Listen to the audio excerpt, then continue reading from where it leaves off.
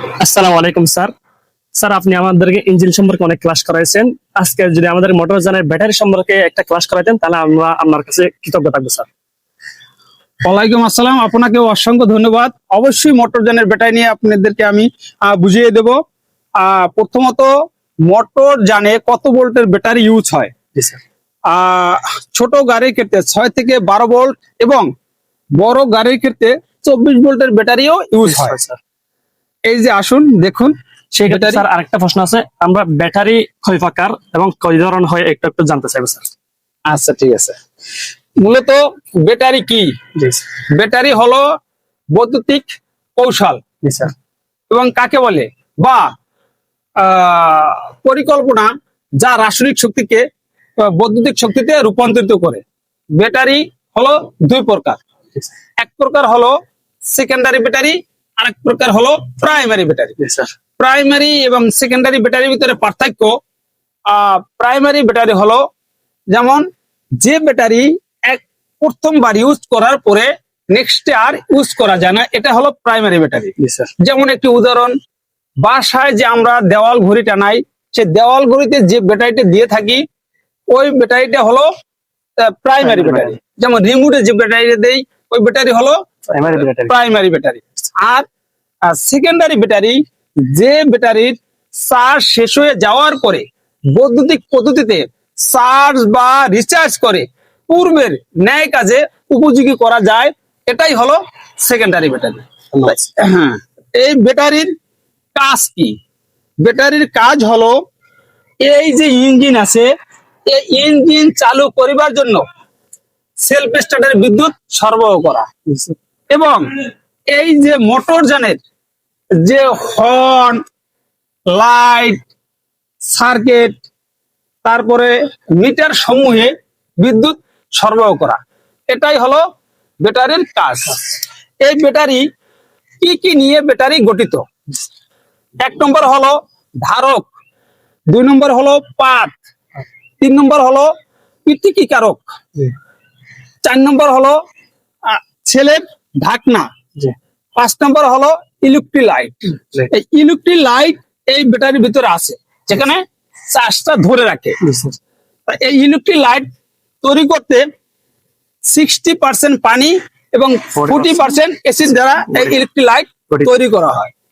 এখন আপনি হয়তো আমাকে বলতে পারেন যে স্যার, এখানে কেন 60% পানি এবং 40% অ্যাসিড দেওয়া হয়? এই কারণে এই ব্যাটারির ভিতরে যে প্লেটটি আছে এই প্লেটটির আপেক্ষিক গুরুত্ব হলো 1280 মানের।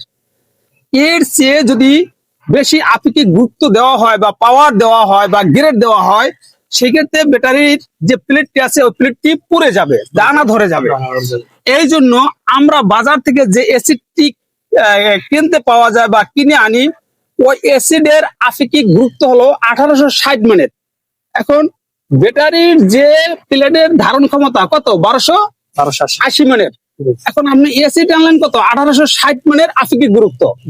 এখন ওই 1860 মানের আপেক্ষিক গুরুত্ব যার ক্ষমতা 1280 মানের, ওখানে যদি দেওয়া হয় তাহলে কি হয়ে যাবে? ওটা পুড়ে যাবে না? পুড়ে যাবে।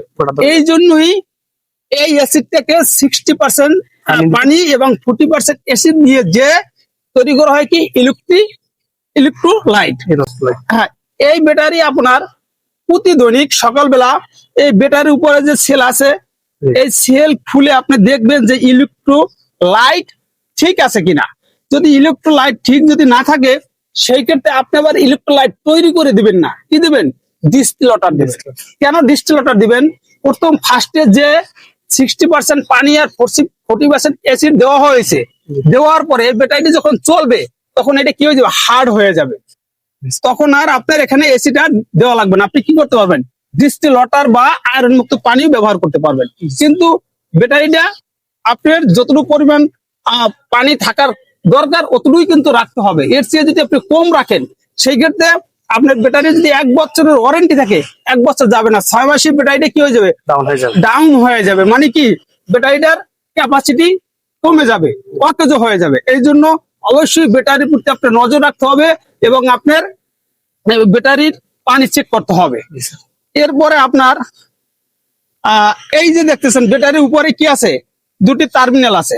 এই 2টি টার্মিনালে টার্মিনালে এই দুটি ক্লাম আছে, এই ক্লামে অনেক সময় দেখছেন মরিচে ধরে। জি স্যার। সেই ক্ষেত্রে আপনার নজর রাখতে হবে এই ক্লাম খুলে যে টার্মিনালে আপনার সিরিং কাগজ যে ঘষে গ্রিস করে আবার সুন্দর করে লাগিয়ে দেবেন। নতুবা যদি লুজ থাকে, আপনি যখন ইঞ্জিনকে যখন স্টার্ট করবেন তখন আপনার বিদ্যুৎটা যখন যাবে, লুজ কালেকশন থাকলে এটা গলে যাবে জি স্যার। এবং ব্যাটারির আয়ু কমে যাবে। এর জন্য অবশ্যই ক্লাম গুলো ঠিক আছে কিনা বা এখানে মরিচে ধরেছে কিনা এর প্রতি আপনার নজর রাখতে হবে। অবশ্যই। এটা অবশ্যই একজন আদর্শবান চালকের কর্তব্য, দায়িত্ব। এবং এই ব্যাটারি রক্ষণাবেক্ষণ করতে ব্যাটারিটাকে এই রকমের সুন্দর জায়গায় বসাতে হবে। বসাতে হবে যাতে ব্যাটারিটা চলন্ত অবস্থায় যাতে লড়াচড়া করতে না পারে। এটাই হলো আজকে আপনার ব্যাটারি নিয়ে ক্লাস। ঠিক আছে স্যার, অসংখ্য ধন্যবাদ আজকে এত সুন্দর আমাদেরকে একটা ক্লাসের মাধ্যমে বুঝিয়ে দেওয়ার জন্য। আমি আমাদের প্রিয় ভিউয়ার্সের উদ্দেশ্যে কিছু বলতে চাই। প্রিয় ভিউয়ার্স, আজকের ভিডিওটি যদি ভালো লাগে তাহলে নুর আলম দ্য গো পেজটি আপনারা ফলো করবেন এবং লাইক কমেন্ট শেয়ার করে পাশে থাকবেন। ধন্যবাদ।